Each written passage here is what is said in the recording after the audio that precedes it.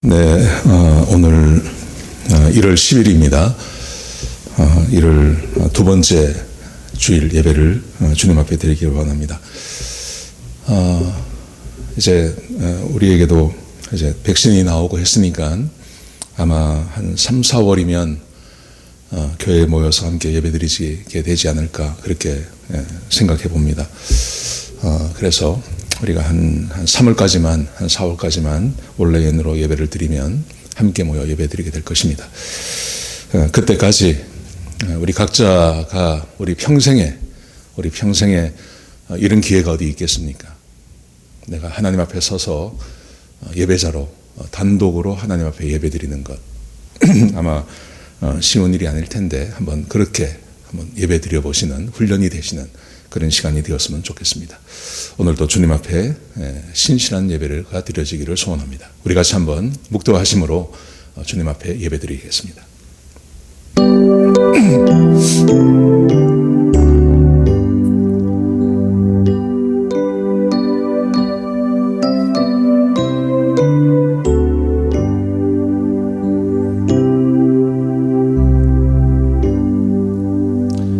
하나님, 주의 백성들이 하나님 앞에 나왔습니다. 세상이 어둡고 또 세상에 혼란스러운 이런 상황 아래서 우리가 주님 앞에 나왔습니다. 아버지 하나님, 우리 사랑하는 성도님들의 마음 가운데 평안을 부어주시고 마음에 소망이 생겨나게 하시고 마음에 하나님만 허락해 주실 수 있는 그런 기쁨이 부어지는 귀한 예배가 되게 역사하여 주옵소서. 아버지 하나님, 우리가 각자 자리에서 예배를 드립니다.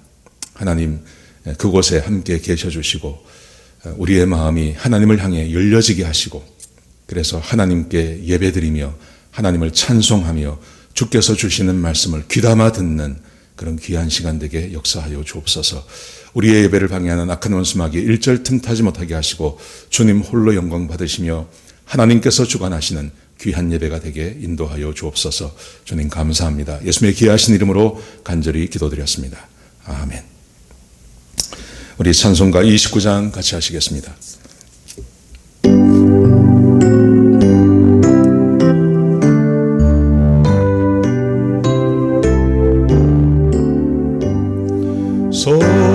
성도여 다 함께 할렐루야 아멘. 주 찬양하여라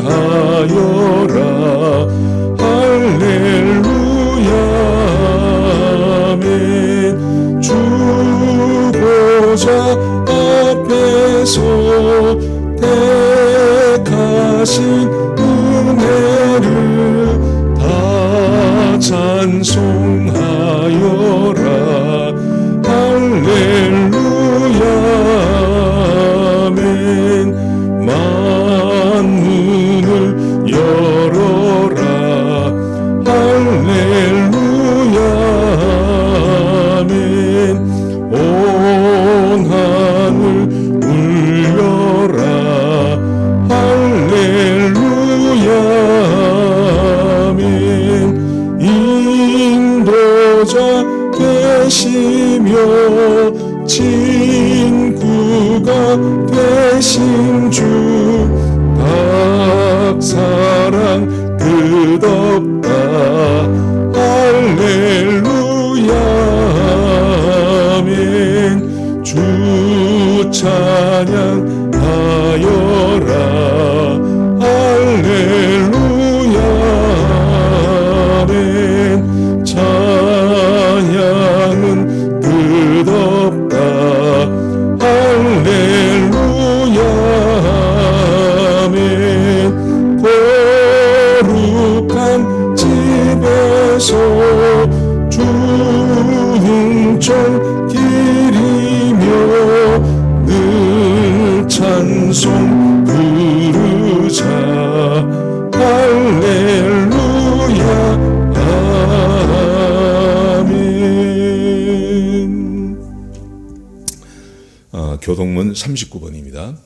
이사야 55장의 말씀을 우리 한 절씩 교독하시도록 하겠습니다. 제가 한 절 읽고 여러분들이 한 절 읽고 해서 우리 천천히 교도하시겠습니다. 너희 목마른 자들아 물로 나오라. 돈 없는 자도 오라. 너희는 와서 사 먹되 돈 없이 값 없이 와서 포도주와 젖을 사라. 너희가 어찌하여 양식 아닌 것을 위하여 은을 달아주며 배부르지게 못할 것을 위하여 수고하느냐. 나를 청종하라. 그리하면 너희가 좋은 것을 먹을 것이며 너희 마음이 기름진 것으로 즐거움을 얻으리라. 너희는 귀를 기울이고 내게 나와 들으라. 그리하면 너희 영혼이 살리라. 내가 너희에게 영원한 언약을 세우리니 곧 다윗에게 허락한 확실한 은혜니라. 너희는 여호와를 만날 만한 때에 찾으라. 가까이 계실 때에 그를 부르라. 악인은 그 길을, 불의한 자는 그 생각을 버리고 여호와께로 돌아오라. 그리하면 그가 긍휼히 여기시리라. 같이 읽겠습니다. 우리 하나님께로 나아오라. 그가 널리 용서하시리라. 아멘. 공동기도 제목으로 기도하는 시간 갖도록 하겠습니다. 소리 내어서 기도하시기 바랍니다. 기도하시겠습니다. 홍석화 집사의 암을 치료해 주십시오. 배옥준 집사의 뇌졸중을 치료해 주십시오. 언어가 회복되고 오른쪽 팔다리에 힘이 생겨나도록 해 주십시오. 곽은하 집사의 허리를 치료해 주십시오. 고나다 집사가 다시 걷도록 해 주십시오. 최영승 형제 어머니의 암을 치료해 주십시오. 김태남 집사를 회복시켜 주십시오. 오기선 어린이가 회복이 잘 되게 해 주십시오. 강봉 장로의 임파선 암을 치료해 주십시오. 우한 폐렴으로부터 우리를 지켜주십시오. 예수님의 이름으로 기도합니다. 아멘. 이 시간 남병화 집사님 나오셔서 기도 인도해 주시겠습니다. 거룩하시고 자비로우신 하나님 아버지, 영광과 찬양을 돌립니다. 십자가의 은혜와 구원의 기쁨과 믿음의 확신으로 성령의 임재함 속에 감사로 제사드리는 예배 가운데 불러주신 은혜를 감사드립니다. 긍휼히 여기시는 주님, 우리의 부족함과 허물을 고백하며 주님께 용서받기 원합니다. 정결함과 거룩함으로 주님께 나아가는 이 시간 되게 하옵소서. 2021년도 새해가 시작되었습니다. 소망 되신 하나님 아버지, 우리에게 소망이 성취되는 해가 되게 하옵소서. 바이러스 전염병에서 극복해야 하고 우리가 함께 모여 예배하는 것과 사랑과 선행을 격려하는 성도의 만남이 회복되게 하옵소서. 또한 주님과의 친밀한 교제가 유지되고 개인의 영성이 나태하지 않고 더욱 깊어지고 성장하는 복된 삶 되게 하옵소서. 지금 세상은 혼돈과 악한 영들이 활동하는 어두운 때입니다. 바이러스가 돌아다니는 어두운 두려움 속에 있습니다. 우한 바이러스가 속히 종식될 수 있게 하옵소서. 창조의 질서를 거스리는 참 악한 영들이 엄습하지 않도록 하시고 인간의 교만과 거짓과 음란과 부정과 우상을 버리고 회개하는 자가 되게 하옵소서. 모든 지각이 뛰어나신 하나님께서 우리의 마음과 생각을 지키시는 주님께 구하오니 주님이 주시는 평안을, 세상이 줄 수 없는 평안을 저희에게 허락해 주시길 소원하며 간구합니다. 도와주시옵소서. 2021년도 새해에 각 가정마다 소원을 두고 간구하는 기도 제목을 주님께서 들어주시고 주님 안에서 응답해 주시길 기도드립니다. 육신의 병으로 고통을 겪고 있는 성도들의 간절한 기도가 상달되어 치유와 회복의 기쁨을 경험하는 은혜 주시옵소서. 오늘 말씀을 선포하시기 위해 준비하신 목사님께 성령의 인도하심과 능력과 은혜로 채워 주시옵소서. 육신의 건강도 지켜 주시옵소서. 저희 성도들 말씀 가운데 거하게 하시고 오늘 받은 은혜의 말씀을 품고 살아가게 하옵소서. 하나님의 나라가 우리의 마음과 생각과 생활 가운데 임하는 은혜로 채워 주시옵소서. 오늘 예배가 오직 하나님께 영광 돌립니다. 모두 말씀 우리 주 예수 그리스도의 귀하신 이름 의지하여 기도하옵나이다. 아멘. 네, 광고 말씀드리겠습니다. 주일 예배, 수요 예배, 새벽 예배 계속해서 온라인으로 드리겠습니다. 많이 참석해 주셔서 감사드립니다. 온라인 헌금 많이 해주셔서 감사합니다. 힘들고 어려우실 텐데 정성을 다해서 또 성심껏 헌금해 주셔서 감사드립니다. 헌금자 명단 12월 27일부터 1월 2일까지 교회에 도착한 헌금입니다. 확인해 보시고 혹시 차후가 있으시면 교회로 연락 주시기 바랍니다. 2021년 말씀 카드 나와 있습니다. 목사님께서 오셔서 좀 수고스럽지만 오셔서 가져가셔서 목원들께 좀 나눠주시기 바랍니다. 세금 보고 확인 필요하신 분들 사무실로 연락 주십시오. 그러면 준비해 놓겠습니다. 우리 윤학수 집사님, 아버님 윤종만 집사님 천국 한송 예배가 지난 1월 7일 날 목요일 날 있었습니다. 향년 94세를 향수하시다가 소천하셨습니다. 우리 유가족 위해서 기도해 주시기 바랍니다. 우리 장영자 집사님, 장만호 집사님의 부인 되시는 우리 장영자 집사님 지난 수요일 날 소천하셨습니다. 향년 올해 88세가 되셨습니다. 우리 유가족 되시는 우리 장만호 집사님 연세가 많으신데 위해서 기도해 주시고 위로해 주시기 바랍니다. 네, 다른 광고 없으시면 우리 하나님 말씀 같이 보시겠습니다. 사무엘하 10장입니다.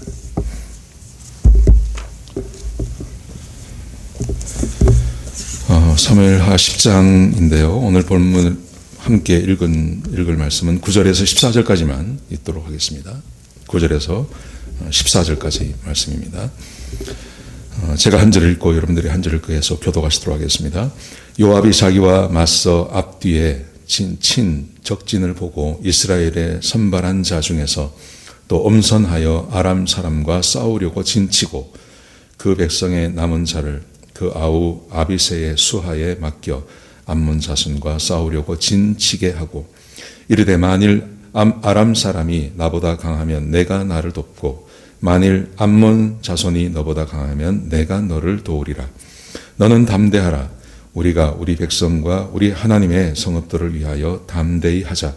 여호와께서 선히 여기시는 대로 행하시기를 원하노라 하고 요압과 그와 함께한 백성이 아람 사람을 대항하여 싸우려고 나아가니 그들이 그 앞에서 도망하고 암몬 자손은 아람 사람이 도망함을 보고 그들도 아비새 앞에서 도망하여 성읍으로 들어간지라.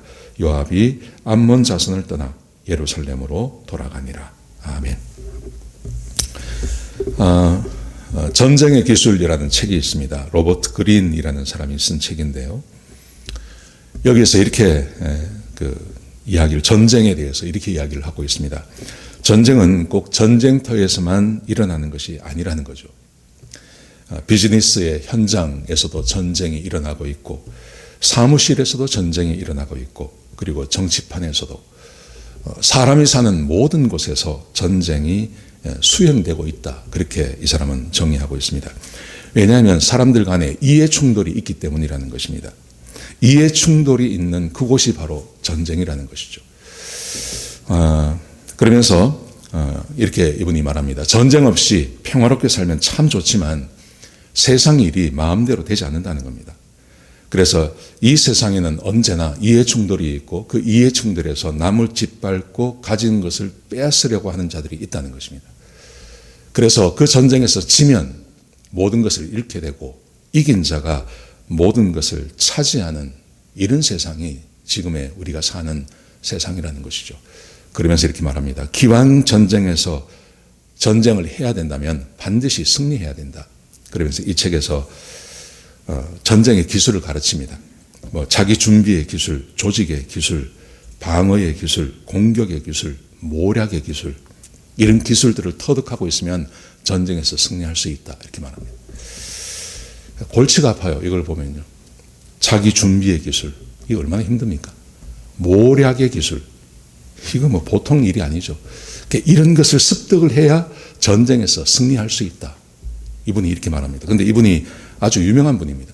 이분이 마키아벨리의 환생이라고 이야기할 정도로 아주 지략에 능한 자입니다.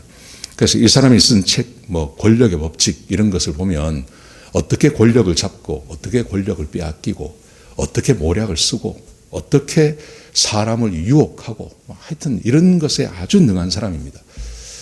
이걸 보면 저같이 이 단순한 삶을 살려고 하는 사람들은 도저히 못 따라갑니다. 이거 하고 전쟁을 치러야 할 판이다. 책하고 전쟁을 치러야 할 그럴 사람이죠. 근데 우리가 한 가지 분명히 믿는 것은 하나님께서 우리를 도와주시면 그 전쟁에서 승리할 수 있다. 저는 그렇게 믿습니다. 오늘 본문의 말씀이 그런 내용입니다. 오늘 본문의 말씀을 보시면 전쟁에서 어떻게 승리할 수 있는지를 우리에게 보여줍니다. 그게 다윗이 아니고 다윗의 부활을 통해서 하나님께서 전쟁에 승리하는 법을 우리에게 가르치고 있습니다. 여러분, 그런데 이스라엘과 오늘 본문의 내용은 그럽니다. 이스라엘하고 암몬이라는 족속이 전쟁을 했습니다. 그런데 전쟁을 하는데 이 다윗이 자기가 안 나가고 요압이라고 하는 자기의 부하를 하나 보냅니다. 근데 이 암몬은 연합군이 쳐들어왔습니다. 굉장히 많은 숫자입니다. 근데 다윗이 이상하게도 그 전쟁에 나가는데 자기 병력을 전체를 다 보내고 자기가 나가도 될까 말까 하는데 그렇게 하지 않고 요압과 아주 일부의 사람들만 딱 보냅니다. 그리고 그 전쟁에서 승리합니다. 근데 놀라운 것은 다윗이 이 전쟁에서 승리할 것을 알고 있었습니다. 그래서 저는 전쟁에서 승리할 것을 알고 전쟁하는 것, 그게 진짜 전쟁의 기술이라고 생각합니다. 모략의 기술, 공격의 기술, 배반의 기술, 이런 기술들을 내가 가지고 그 기술을 사용해서 이게 전쟁을 하는 게 아니라 하나님께서 함께 하시고 하나님께서 어떻게 함께 하셔서 전쟁을 치르기 전에도 그 전쟁을 이길 것을 확신하고 자기가 나가지 않고 자기 부하를 보내면서 그것도 소수의 병력을 보내서 전쟁에서 진짜 승리하고 돌아오게 하는 것. 우리 인생에도 이런 것이 있으면 얼마나 좋겠습니까? 수많은 전쟁이 우리에게 실제로 있지 않습니까? 우리의 사업의 현장에도 전쟁이 있고 우리 학교에서도 전쟁이 있고 사람 살아가는데 전쟁이 왜 없겠습니까? 그런데 그 전쟁에서 내가 이길 것을 확신하고 어떤 일을 할 수 있는 것, 그것처럼 좋은 게 어디 있겠습니까? 어떻게 그런 전쟁의 기술을 배울 수 있는지 함께 말씀을 좀 나눴으면 좋겠습니다. 자, 오늘 본문에 보시면 다윗과 암몬 왕, 이 오늘 배경이 나옵니다. 먼저 우리가 읽지 않았지만 1절부터 쭉 읽어보시면 어떤 사건의 배경이 나옵니다. 그 배경은 지난주에 말씀을 나누었던 그 언약하고 비슷한 이야기가 나옵니다. 자, 한번 보십시오. 1절에 보시면 무슨 이야기가 나오냐면 암몬 자손의 왕이 죽었습니다. 그 왕이 누구냐면 나하스라는 사람이었습니다. 이 사람이 죽었습니다. 이 사람이 죽으니까 이 사람이 죽고 그 나하스의 아들 한운이라는 사람이 왕이 되었습니다. 자, 그러자 이 소식을 듣자 2절에 보시면 다윗이 한운을 위해서 조문객을 보냅니다. 조문객을 보내는데 조문객을 보내는 이유가 뭐냐 하면 그 죽은 왕 나하스라는 사람에게 이 다윗이 은총을 입었다는 겁니다. 은총을 자기가 입었기 때문에 그 아들 한운에게 은총을 베풀기 위해서 아버지가 죽고 왕위를 계승받고 하면 나라가 얼마나 혼란스럽습니까? 그래서 다윗이 가서 금전적으로든지 하여튼 어떤 도움을 주기 위해서 조문객을 보낸 겁니다. 그런데 여기 보시면 나하스가 실제로 다윗에게 어떤 은총을 베풀었는지는 성경에 나오지 않습니다. 그런데 이 은총이란 단어를 연구해 보면 어떤 의미를 갖는 거냐 하면 언약 관계 안에 있는 은총이라는 겁니다. 무슨 말이냐 하면 서로 언약을 맺었다는 겁니다. 당신이 어려움을 당하면 내가 돕겠습니다.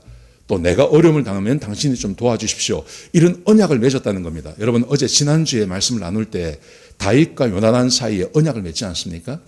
그래서 다윗이 그것을 생각하고 30년이 지났는데 그것을 생각하고 요나단의 아들 무비보셋에게 은총을 베풀지 않습니까? 똑같은 이야기입니다, 이게. 나하스와 어떤 언약을 맺고 아마도 다윗이 사울을 피해서 도망을 다닐 때 그때 이 암몬의 왕이 이 나하스에게 은총을 받은 것 같아요. 은혜를 받은 것 같아요. 그랬더니 다윗이 말하길 내가 당신에게 은총을 받았으니까 다음에 혹시 당신 집안에 문제가 생기면 내가 도와주겠습니다. 이런 언약을 맺고 그 언약을 기억해서 나하스가 죽은 다음에 그의 아들 한운에게 어떤 그 은혜를 베풀기 위해서 지금 찾아간 겁니다. 그러니까 굉장히 좋은 거죠. 아주 좋은 일입니다. 자, 그런데 보십시오. 암몬의 반응이 이상합니다. 이것 때문에 문제가 생깁니다. 3절에 보시면요. 암몬 자손들의 관리들이 이 다윗이 보낸 조문객들이 온다는 소식을 듣고 이 사람들이 뭐라고 이야기를 하냐면 이렇게 말합니다. 다윗이 조문객을 보낸 것은 당신의 왕을, 당신의 아버지를 공경함이 아니라 엿보고 우리 성을 탐지해서 우리를 함락하려고 지금 그러는 겁니다. 라고 부하들이 그 왕에게 그렇게 보고를 했습니다. 그런데 그렇게 보고를 할 수밖에 없었던 이유가 우리가 보셔서 알겠지만 8장 9장을 보면 다윗이 그 주변에 있던 블레셋도 함락하고 또 모압도 그냥 황납해버리고 막 이런 일이 있으니까 혹시 이 사람이 우리 암몬까지 쳐들어오는 거 아닌가 하고 걱정하니까 이렇게 말을 할 수 있는 거죠. 그랬더니 그 왕이 새로 왕이 된 이 한운이라는 사람이 아주 어리석은 일을 합니다. 이 사람이 어떤 일을 하냐면 4절에 보시면요. 그 조문객으로 온 그 신하들을 붙잡아 가지고 수염을 깎아버립니다. 수염. 근데 수염을 어떻게 깎았냐 하면 반만 깎는 겁니다. 반만. 그러니까 수염이 이렇게 났으면 여기에 반만 딱 잘라버린 겁니다. 거기다가 옷을 입었는데 옛날 우리 그 이스라엘 사람들은 긴 옷을 입었습니다. 긴 옷을 입고 안에 속옷을 입지 않습니다. 그냥 겉옷만 입습니다. 근데 이 겉옷을 엉덩이가 나오는 데까지를 잘라버린 겁니다. 딱 잘라가지고 엉덩이가 드러나도록 그렇게 한 겁니다. 여러분 이것은 어떤 의미를 갖는 거냐 하면 이 중동 사람들에게 이 수염이라는 것은요 자유의 상징이에요. 그런데 이 수염을 기른다는 말은 노예는 수염을 못 기릅니다. 수염을 기르는 사람은 자유인입니다. 그리고 남자의 프라우드한 그 남자의 그 어떤 그 뭐라 그럴까요? 그 명예를 드러내는 것입니다. 그런데 이것을 반만 잘랐다? 이것은 굉장한 수치심을 말하는 겁니다.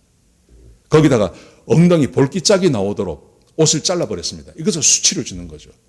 이것은 누구를 말하는 거냐 하면 다윗을 모독하는 것입니다. 다윗을 모독했습니다. 그랬더니 다윗이 화가 났습니다. 화가 나서 전쟁을 준비합니다.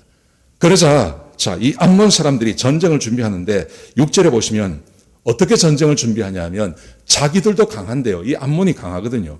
근데 자기들만 전쟁을 하는 게 아니라 주변에 있는 사람들이 아마 이 사람들이 돈이 많았던 것 같습니다.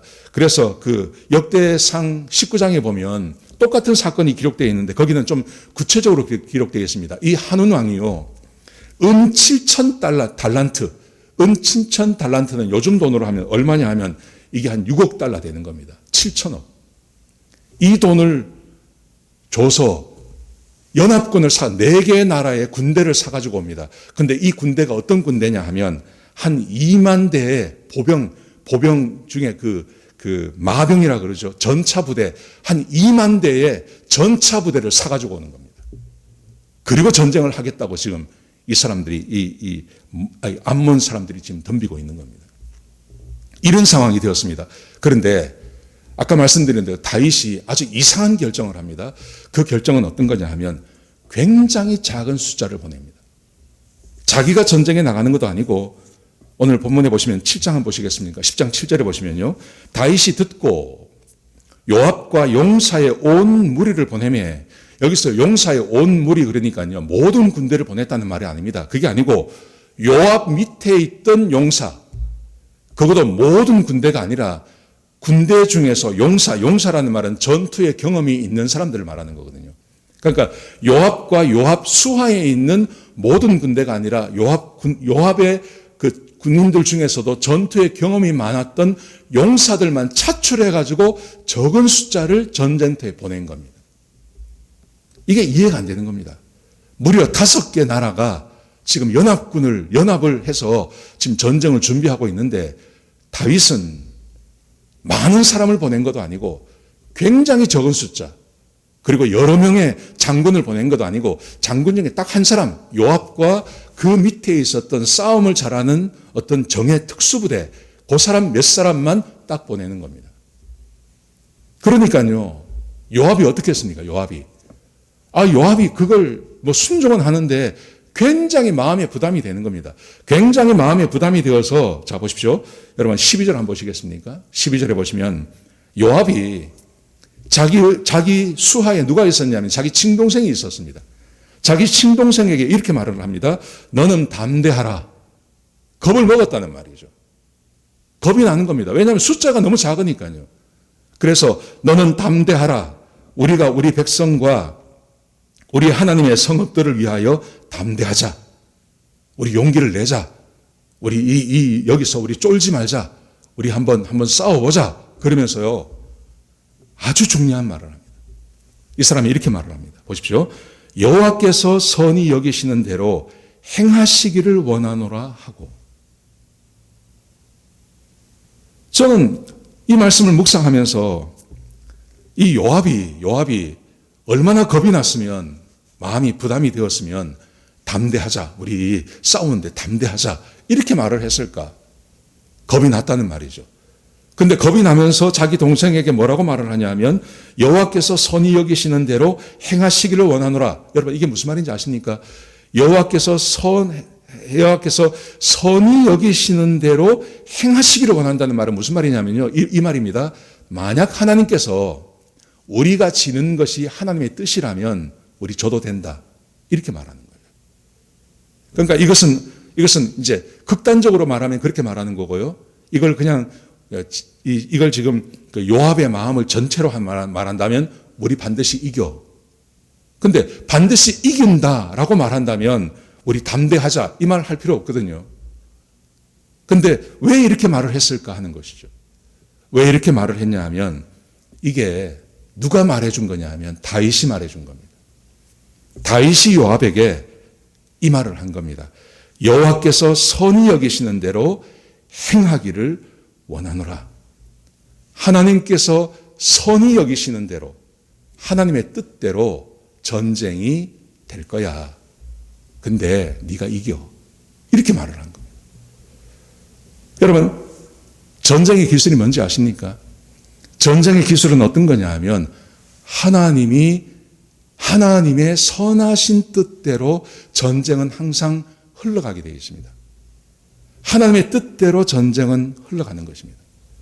어떤 전쟁도 하나님의 뜻에서 벗어난 적이 없습니다. 전쟁은 언제나 하나님의 선하신 뜻 가운데서 이루어지는 것입니다. 세상 모든 것이 다 마찬가지입니다. 하나님의 선하신 뜻대로 이 세상은 흘러가는 것이고, 그리고 전쟁도 하나님의 뜻대로 되어집니다. 다윗이 요압에게 이 말을 해준 겁니다. 여러분, 내가 좀 이따 말씀드리겠지만 이 전쟁에서 이깁니다. 전쟁하지도 않고요, 전쟁을 해보지도 않고, 그러니까 활 한 번 쏘지 않고 이 전쟁에서 이깁니다. 근데 다윗은 어떻게 이것을 알았을까 하는 거죠. 무려 5개의 나라가 연합군을 이루어서 전차가 2만 대가 나왔습니다. 그런데 이런 전쟁에서 어떻게 이길 것을 알았을까 하는 거죠. 그것은 다윗은 하나님의 선하신 뜻이 무엇인지를 알고 있었던 것입니다. 이 전쟁에서 하나님께서 이 전쟁에서 다윗을 이기게 해줄 수밖에 없는 이유를 그는 알고 있었습니다.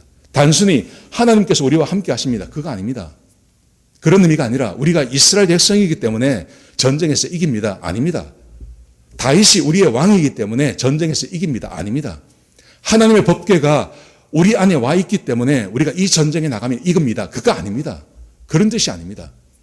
그런 뜻이 아니라 하나님의 선하신 뜻이, 하나님의 선하신 뜻대로라면 이 전쟁에서는 우리가 이길 수밖에 없다 하는 것을 다윗이 이미 알고 있었다는 것입니다.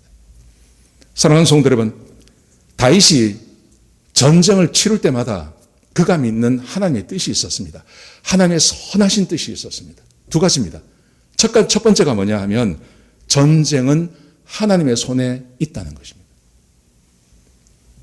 다윗이 어린 시절에 골리앗과 전쟁을 할 때 그 골리앗 앞에서 다윗이 이렇게 말한 것을 기억하실 것입니다. 사무엘상 17장 47절에 보시면요, 또 여호와의 구원하심이 칼과 창에 있지 아니함을 이 무리에게 알게 하리라.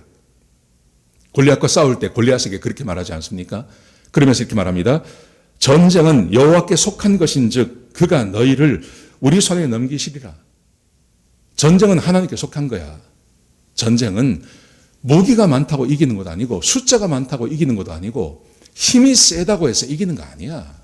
전쟁은 전적으로 하나님께 속한 거야. 다윗은 이걸 알고 있었습니다. 이 믿음을 붙잡고 있었습니다. 여러분 성경에 보시면 아시겠지만 전쟁은요 항상 하나님의 것입니다. 모세가 이스라엘 백성들과 함께 가다가 아말렉과 전쟁을 하지 않습니까? 그런데 그 아말렉과 전쟁을 할 때 전쟁을 이기게 된 이유가 뭡니까? 여호수아가 전쟁을 잘해서가 아니라 이 모세가 손을 올리면 전쟁이 이기고 손을 내리면 전쟁이 지는 겁니다. 손을 올리면 전쟁이 이깁니다. 이게 무슨 말입니까? 전쟁은 사람에게 속한 게 아니라 하나님께 속한 것이기 때문에 전쟁에서 손을 들고 있으면 모세가 손만 들고 있으면 전쟁에서 승리합니다. 그래서 손이 내려오지 않도록 두 사람이 거기에 딱 받치고 있지 않습니까? 그래서 전쟁에서 승리하는 것이죠. 우리가 다니엘서를 보지 않았습니까? 다니엘서에서 뭐라고 말합니까? 각 나라를 주관하고 있는 군주들이 있다 그러죠. 그 군주는 천사 혹은 악한 영이라고 이야기합니다. 바벨론을 다스리고 있는 눈에 보이지 않는 군주가 있고, 그리고 페르시아를 지배하는 군주가 있고, 그래서 페르시아를 지배하는 군주가 바벨론을 지배하는 군주를 이겨버리면, 그러면 눈에 보이는 현상은요, 바벨론이 페르시아에 의해서 점령이 되는 거죠. 그렇게 말하지 않습니까? 그러니까 전쟁이라는 것은 우리 삶의 성패는 사람의 능력이나 사람의 힘이나 이런 게 아니라 결국은 보면 하나님께서 그 전쟁을 이기게 하신다는 것이요. 우리의 삶 전체가 여기에 달려 있다는 것입니다. 이게 첫 번째 다윗이 믿었던 것입니다. 다윗이 두 번째 믿는 것이 있었습니다. 그 두 번째 믿는 것은 뭐냐 하면, 그러므로 하나님께서 선하게 여기시는 것을 내가 행하는 것이 그게 인생의 비밀이라는 거죠. 하나님께서, 전쟁은 하나님께 달린 것입니다. 전쟁은 하나님께 달린 것이기 때문에 그 하나님께서 나를 도우시고 그 하나님께서 나와 함께 하시며 그 하나님께서 내가 하는 전쟁에서 하나님께서 능력을 발하셔서 그 전쟁을 이기도록 하는 것. 그게 하나님의 선하신 뜻대로 하나님의 선하심이 내 삶에 구현되도록 살아가는 것. 그게 다윗이 전쟁에서 이기는 전쟁의 기술이라는 것입니다. 다윗이 이 전쟁에서 왜 승리를 확신했을까요? 여러분, 이 전쟁이 시작되는 그 이유를 알고 있지 않습니까? 다윗은 암몬 왕 나하스와 언약을 맺었습니다. 자기가 힘들고 어려울 때 이 나하스가 자기를 도와줬습니다. 언약을 맺었습니다. 언약을 맺었고 시간이 얼마가 지난지 모르지만 그 언약을 기억했습니다. 그래서 나하스가 죽고 그의 아들 한운이 왕이 되었다는 소식을 듣고 그 나라를 돕기 위해서, 그의 아들을 도와주기 위해서 그가 조문객을 보내는 것입니다. 하나님의 선하신 뜻입니다. 언약을 지키는 겁니다. 하나님 앞에서 언약한 것을 그가 지키는 것입니다. 그리고 그 언약을 지키고 그 언약대로 살기 위해서 사람을 보낸 것입니다. 근데 그 암몬 사람들이 이것을 오해하지 않습니까? 오해해서 자기들을 조롱하고 자기를 모독했습니다. 이것 때문에 전쟁이 벌어졌습니다. 하나님 보시기에 다윗은 잘못한 게 하나도 없어요. 다윗은 하나님의 뜻대로 행하고 있었던 것입니다. 그리고 전쟁이 벌어졌습니다. 그러면 하나님의 선하심이 누구에게 임하겠습니까? 하나님의 선하심은 다윗과 함께 하는 거죠. 그래서 다윗이 아무리 작은 숫자가 나가도 전쟁에 승리한다는 것을 그는 믿고 있었던 것입니다. 이것은 다윗이 경험으로 알고 있는 겁니다. 골리앗과의 전쟁 안에서 골리앗이 하나님의 백성을, 그리고 하나님의 이름을 모독하지 않습니까?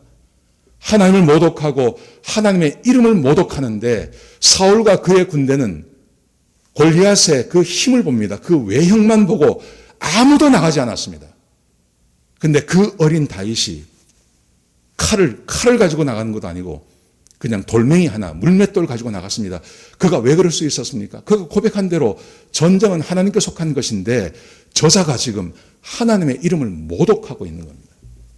그러니 전쟁에서 질 리가 없는 거죠. 전쟁의 승리를 확신하고 골리앗과 전쟁을 하고 있는 겁니다. 사울과 10년의 전쟁을 하지 않았습니까? 사울과 10년의 전쟁을 하는데 사울이 그를 죽이려고 따라다닙니다. 자기가 죽어야 할 이유가 하나도 없습니다. 사울이 자기를 죽이려고 하는 것은 어떤 정치적인 그 책략 때문에 미래를 두려워했고 하나님의 뜻에 반해서 지금 다윗을 제거하려고 하는 것입니다. 그래서 도망을 다니는 겁니다. 무려 10년을 도망 다닙니다. 그런데도 그가 사울을 죽일 수 있는 기회가 있었습니다. 그런데 그 기회를 사울을 죽이지 않습니다. 하나님의 뜻대로 그가 끝까지 이겨냅니다. 끝까지 참아냅니다. 그리고 하나님께서 그에게 승리를 허락해 주시는 것입니다. 여러분, 이게 하나님의 뜻입니다. 하나님은 전쟁의 주인이십니다. 작은 사람이든지 1대1의 전쟁이든지 국가와 국가 간의 전쟁이든지 하나님께서 그 전쟁의 주인이십니다. 하나님께서 전쟁을 주관하십니다. 그런데 문제는 그 하나님께서 나를 위해서 일하시냐 하는 거죠. 하나님의 선하신 뜻대로 하나님께서 행하시는 것, 거기에 내가 흠이 없는 삶을 사느냐, 이게 중요한 것입니다.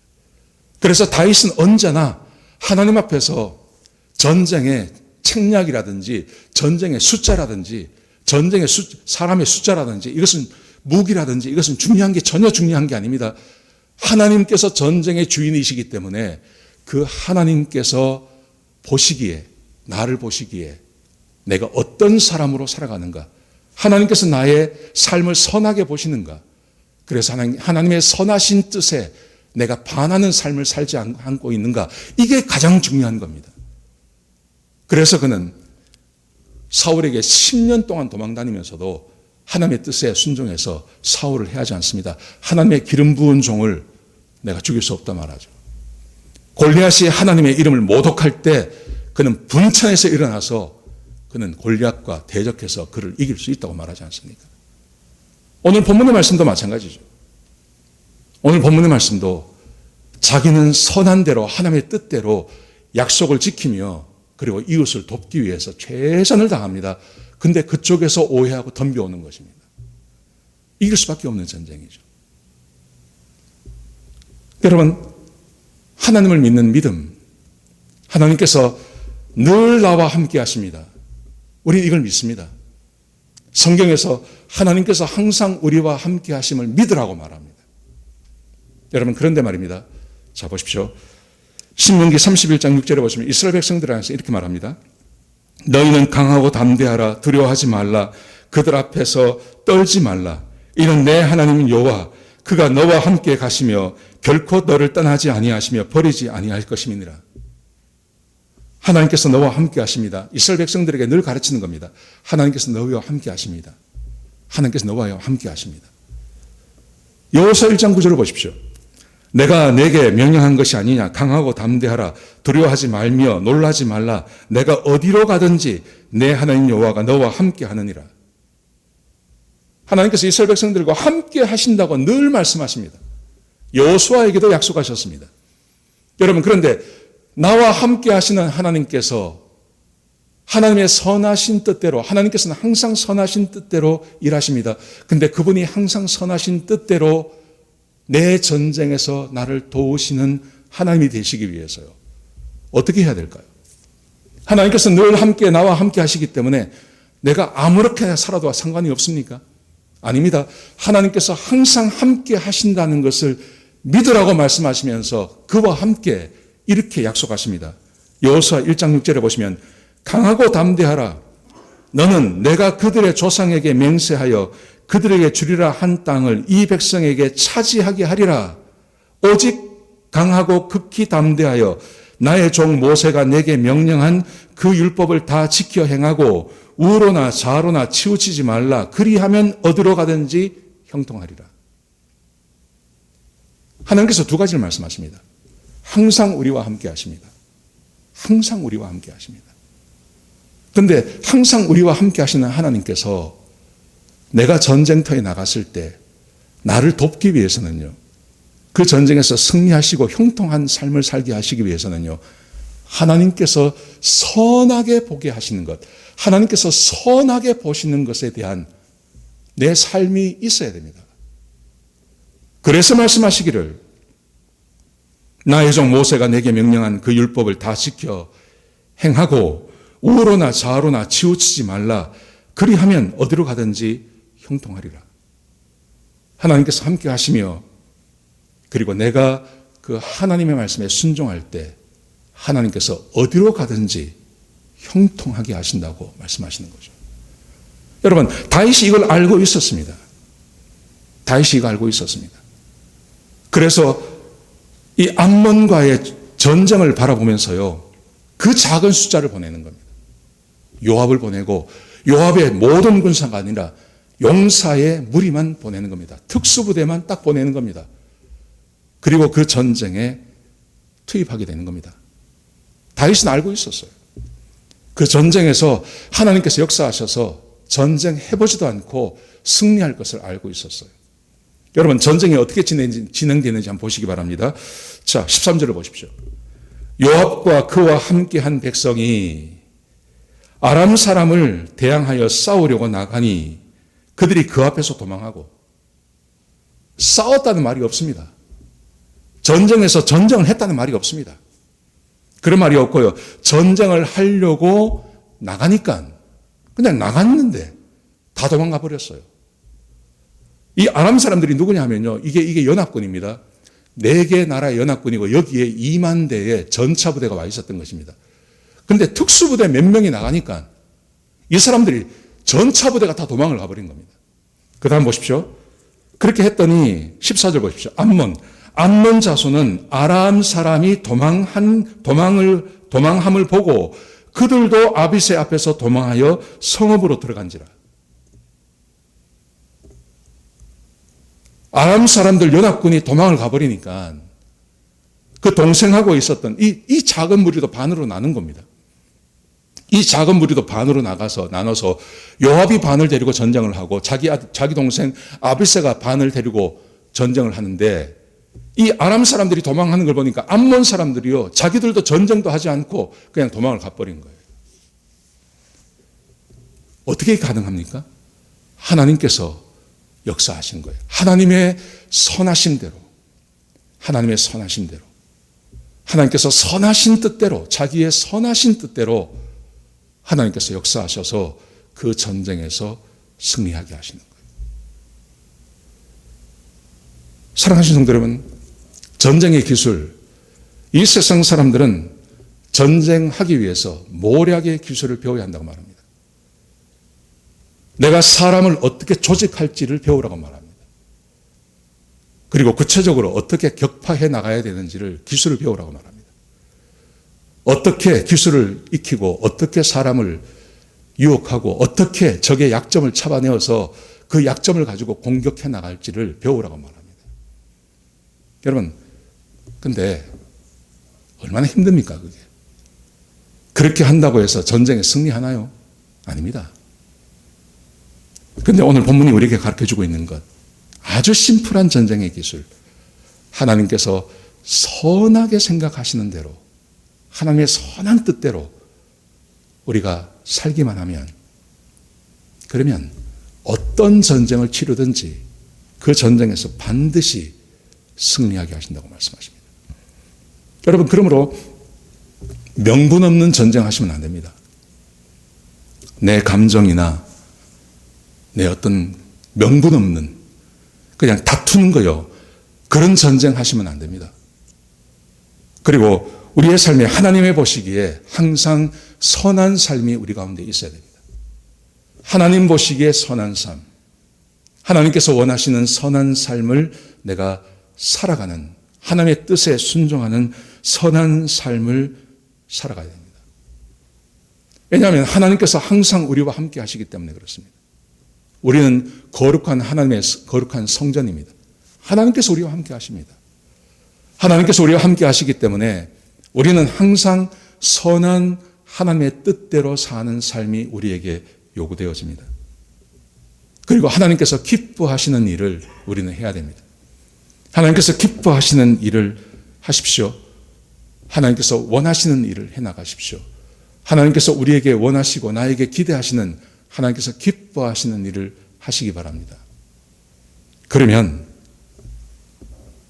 어떤 전쟁을 치르든지 그 전쟁에서 내가 싸울 필요도 없이 하나님께서 요압을 통해서 암몬과 모압을 연합군을 격파하듯이 전쟁해보지도 않고 그 전쟁에서 승리하게 하듯이 우리의 삶에도 동일한 은혜를 허락하여 주실 것입니다. 지난 금요일 날 우리가 요한 1서를 함께 나누었습니다. 거기 보시면 우리 그리스도인의 삶에 대해서 아주 명확하게 이야기합니다. 요한일서 5장 1절부터 3절까지를 제가 읽어드리겠습니다. 지난 금요일 날 했던 새벽 예배 때 함께 나누었던 말씀입니다. 이렇게 기록되어 있습니다. 예수께서 그리스도이심을 믿는 자마다 하나님께로부터 난 자니, 우리의 정체성을 말하는 거죠. 하나님의 은혜가 아니면 누구도 예수를 믿을 수 없다는 것입니다. 예수를 믿은 자는 반드시 하나님으로부터 난 자라고 말합니다. 자, 근데 그 다음 보십시오. 또한 낳으신 이를 사랑하는 자마다 그에게서 난 자를 사랑하느니라. 그렇게 하나님의 은혜로 거듭난 사람들은 하나님을 사랑하고 예수님을 사랑하게 되어 있다는 것입니다. 그러면서 그 사랑을 이렇게 설명합니다. 우리가 하나님을 사랑하고 그의 계명을 지킬 때에, 하나님을 사랑하는 것, 예수님을 사랑하는 것은 그의 계명을 지키는 거라고 말합니다. 자, 보십시오. 하나님의 은혜로 우리가 거듭납니다. 거듭난 사람의 특징은 하나님을 사랑합니다. 그리고 예수님을 사랑하게 되어 있습니다. 예수님을 사랑하고 하나님을 사랑하신 분들은 반드시 그의 계명을 지키게 되어 있다고 합니다. 그의 계명은 형제를 사랑하는 것이라고 그러죠. 자, 그의 계명을 지키는데 그 다음 말이 중요합니다. 굉장히 중요한 말이 있습니다. 이렇게 말합니다. 우리가 하나님을 사랑하고 그의 계명을 지킬 때에 이로써 우리가 하나님의 자녀를 사랑하시는 줄을 아느니라. 이로써 우리가 하나님께서 그의 자녀를 사랑하신다는 것을 경험으로 알게 된다는 것입니다. 여러분, 지금 다윗을 보십시오. 요압을 보십시오. 요압이 하나님을 사랑합니다. 다윗이 하나님을 사랑합니다. 다윗이 하나님을 사랑해서 하나님의 말씀에 순종합니다. 하나님의 말씀에 순종하기 위해서 10년 동안 도망자 생활을 합니다. 그리고 하나님을 사랑하기 때문에 하나님의 계명을 지키기 위해서 그가 무진 노력을 합니다. 하나님 앞에서 언약을 맺은 것을 지키려고 애를 씁니다. 그렇게 살았습니다. 그랬더니 하나님께서 다윗을 사랑하시는 것을 다윗이 경험하지 않습니까? 골리앗과의 전쟁에서 승리하지 않습니까? 10년 동안 도망을 다니지만 그가 결국은 왕이 되지 않습니까? 하나님의 말씀에 순종하고 하나님 말씀을 지켜나가니 하나님께서 다윗 자기를 사랑하는 것을 알게 된다고 말하는 것입니다. 경험으로 알게 되는 것이죠. 여러분, 저는 이게 우리 그리스도인들의 삶이라고 생각합니다. 우리가 구원받는 것 하나님의 은혜로 구원받습니다. 하나님의 은혜로 구원받고 나니 내 안에 변화가 있습니다. 그것은 내가 하나님을 믿는 겁니다. 예수님을 내가 눈으로 보지 못했습니다. 근데 믿어집니다. 하나님께서 창세기 1장에 온 우주를 창조하셨다고 하는데 이게 믿어집니다. 이게 눈으로 본 것보다 더 확실하게 이 말이 믿어집니다. 하나님을 사랑하는 것입니다. 그리고 우리 안에 하나님의 말씀을 믿고 하나님 말씀대로 살 수 있는 능력이 생겨났습니다. 그래서 하나님 말씀을 들으면 하나님 말씀대로 순종하려고 애쓰는 그런 은혜들이 우리 마음 가운데서 생겨나는 것입니다. 여러분, 그렇게 살다 보면요, 어떤 변화가 생기냐 하면 내가 하나님께 기도하고 하나님께 간구하면 하나님께서 내 기도를 들으시는 것을 내가 경험하게 되는 것입니다. 그리스도의 삶이라는 것은 이렇게 쳇바퀴로 돌아가는 것입니다. 하나님께서 우리를 사랑하셔서 우리를 구원해 주시고 내가 구원받은 하나님의 백성이 되어서 하나님이 믿어지고 예수님이 믿어지고 하나님을 사랑하게 되고 그래서 그의 계명을 지키고 그의 계명을 지키려고 애를 쓰고 그랬더니 하나님께서 나에게 은혜를 부어주셔서 내 기도에 응답해 주시기도 하시고 내가 나가는 전쟁에서 하나님께서 승리하게 해 주시는 그 은혜가 우리 가운데 있는 겁니다. 여러분, 그런데 말입니다. 이 쳇바퀴, 이 궤도대로 살지 않는 분도 계십니다. 내가 하나님 믿습니다. 내가 하나님을 정말 믿습니다. 믿어집니다. 그런데 세상 살다 보니까 이것저것 걸리는 게 많습니다. 그래서 내 삶에서 하나님의 말씀에 순종하는 부분들을 하나씩 잘라냅니다. 그리고 내 유익을 위해서, 내 어떤 이득을 위해서, 내 본성들이 살아나서 하나님 말씀에 순종하지 않고 내가 하고 싶은 대로 할 때가 있습니다.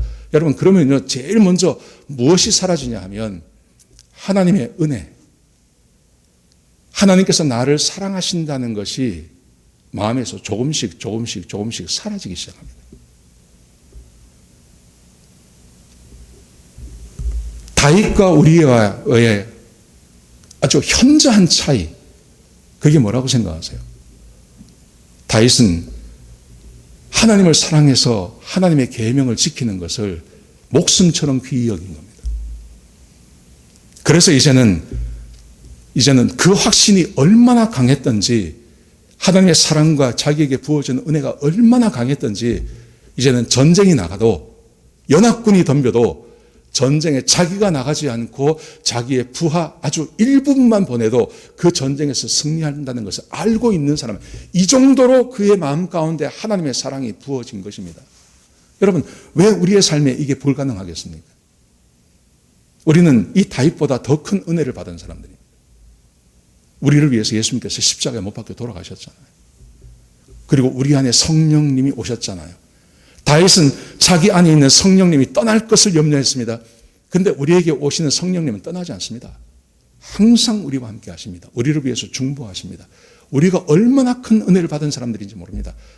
그런데 우리가 그렇게 은혜를 받은 것 안에서 우리가 내 양심이, 내 안에 계신 성령님이 나에게 늘 말씀하시고 지시하시는 대로 내가 알고 있고 내가 이미 알고 있는 하나님의 말씀에 조금씩 순종만 해나간다면 하나님께서 나를 사랑하시는 것을 정말로 알 수 있습니다. 그리고 이 은혜가 우리 마음 가운데 가득 차면 내가 태산 같은 적을 만난다 하더라도, 내가 감당할 수 없는 그런 상대를 만나서 내가 전쟁을 치른다고 하더라도 내 마음에 내가 알 수 없는 고요한 평화가 있고, 내가 이 전쟁에서 승리한다, 나 이거 이길 수 있어, 아이고 이거 충분히 이겨, 이거 뭐 염려할 거 없어, 주변 사람들은 다 내가 죽었다 그러고 다 끝났다 그래도요, 아니야, 이 전쟁 내가 이겨 하고 말할 수 있는 그런 하나님의 은혜가 우리 마음 가운데 있는 겁니다. 다윗이 그렇게 사는 겁니다. 다윗이 지금 2021년이 만만치는 않을 것입니다. 만만치 않습니다. 지금 미국이 아주 위험합니다. 굉장히 위험합니다. 지금 어떤 일이 벌어질지 모릅니다. 우리가 한 번도 보지 못한 일들이 지금 벌어지고 있습니다. 앞으로 어떤 일이 벌어질지 모릅니다. 이런 것 안에 그냥 내가 믿고 있는 것, 그거 몇 가지 믿고, 그리고 문제가 터지고 사건이 터졌을 때 두려움 가운데 있을 거냐? 아니죠. 그게 아니라 우리는 지금 전쟁의 기술을 지금 연마해야 할 때입니다. 어떻게 내가 이 전쟁을 이길 것인지, 내가 어떻게 살아갈 것인지를 한번 깊이 생각하시면서 그렇게 올해를 시작했으면 좋겠습니다. 하나님께서 하나님의 자녀로 하나님의 사랑을 받기를 간절히 사모하고 그 말씀대로 살기를 간절히 사모하는 우리들에게 하나님의 한량없는 은혜를 부어주실 것입니다. 올 한 해 그런 복된 한 해가 되시기를 주의 이름으로 축복합니다. 기도하시겠습니다. 하나님 감사합니다. 다윗이 이제는 전쟁에 본인이 나가지 않아도 되는 그런 하나님의 은혜 가운데 있었습니다. 전쟁을 해보기도 전에 그 전쟁에 이길 것을 확신하고 있는 사람이 바로 이 다윗이었습니다. 아버지 하나님, 우리의 인생을 살면서 얼마나 많은 전쟁들이 있는지 모릅니다. 우리가 지금 전쟁의 한복판에 있습니다. 아버지 하나님, 간절히 바라옵기는 우리 사랑하는 성도님들 다윗 같은 영성의 사람들이 되게 하여 주옵소서. 하나님의 은혜가 마음에 부어지고 인생에 부어지는 그런 복된 주의 백성들이 되게 하여 주옵소서. 그래서 어떤 문제가 생기고 어떤 어려움이 와도 염려하지 않고 하나님 안에서 평화를 지키는 주의 백성들이 되게 역사하여 주옵소서. 주님 감사합니다. 예수님의 귀하신 이름으로 간절히 기도드렸습니다. 아멘. 우리 말씀 생각하시면서 우리 375장 찬송하시겠습니다. 준비하신 대로 하나님 앞에 헌금하시겠습니다.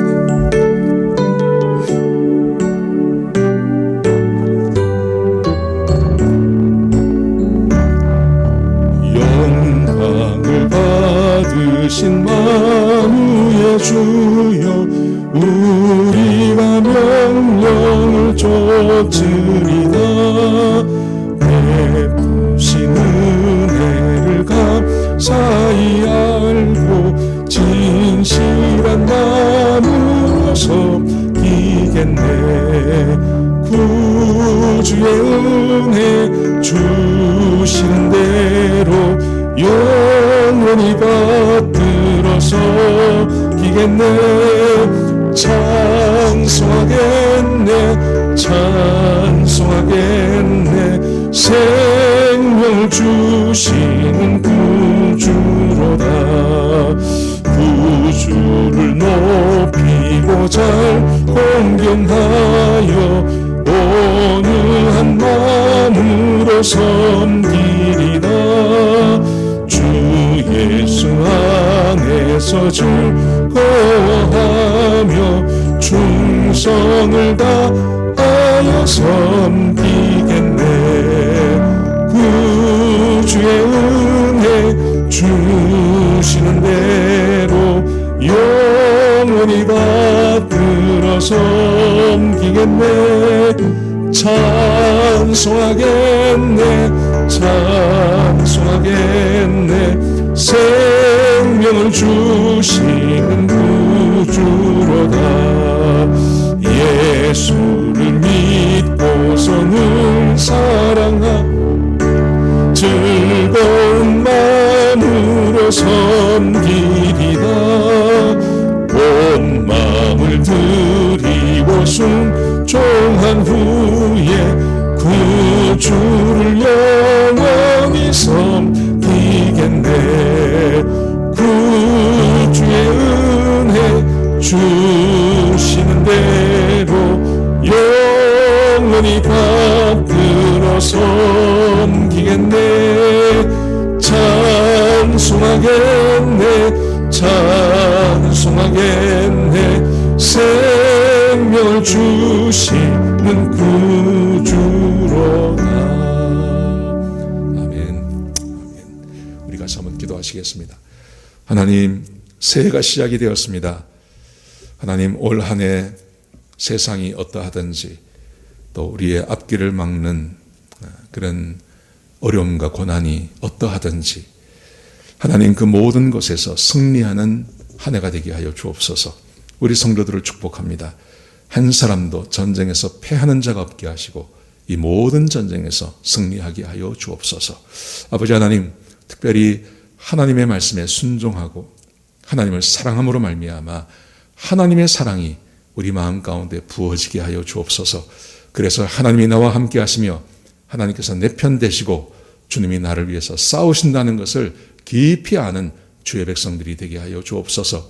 아버지 하나님, 그래서 올 한 해 두려움으로 시작하는 것이 아니라 하나님의 은혜와 기쁨으로 또 하나님께서 주시는 그런 감사함으로 한 해를 지내는 우리 주의 백성들이 되게 역사하여 주옵소서.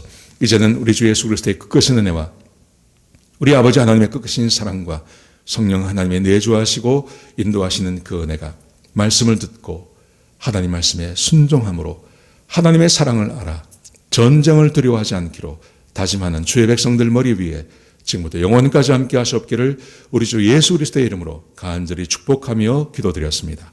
아멘.